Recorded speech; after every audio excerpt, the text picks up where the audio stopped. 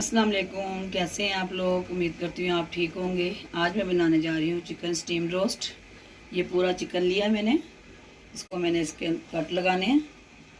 Chicken के अंदर अच्छी तरह कट हमने लगाने हैं ताकि इसका मसाला इसके अंदर तक जाए।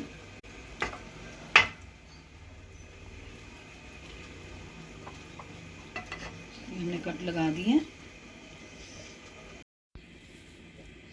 इसमें हमने जो मसाले डालने हैं वो ये है ज़र्दा रंग है, पिसी हुई मिर्चें हैं आधी चम्मच, अदरक लहसुन का पेस्ट है 1 चम्मच, आधी चम्मच कुटी हुई मिर्चें हैं, इसमें ज़रूरत नमक है, ये नींबू का रस है, दो नींबू ले लेते तो उसका हमने रस निकाल लिया।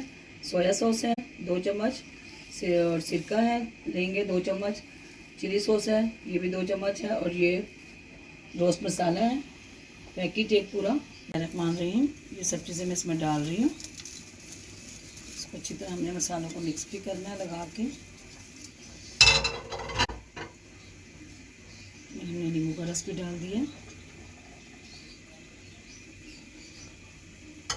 इसको हमने मिक्स करना है अच्छी तरह।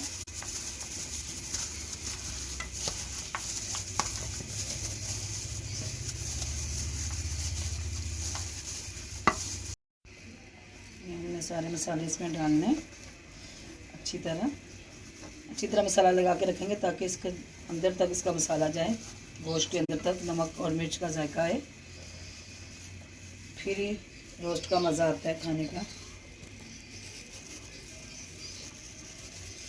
देखिए हमने सारा मसाला डाल दिया इसके अंदर। अब हम इसमें सोया सॉस डाल रहे हैं।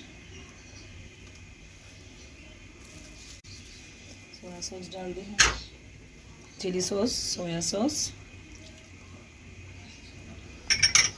और सिरका डालना है हमने इसमें।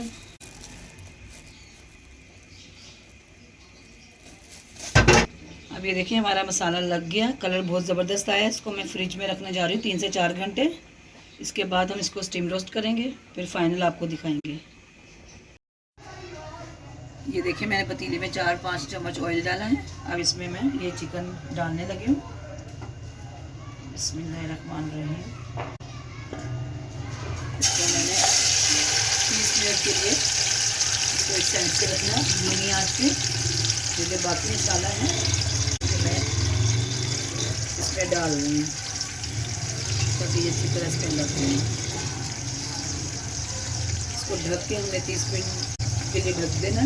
फिर एक साइड चेंज करनी है, फिर दूसरी साइड के लिए भी इसी तरह थोड़ा टाइम लगाएंगे हम। अब इसको हम ढक रहे हैं।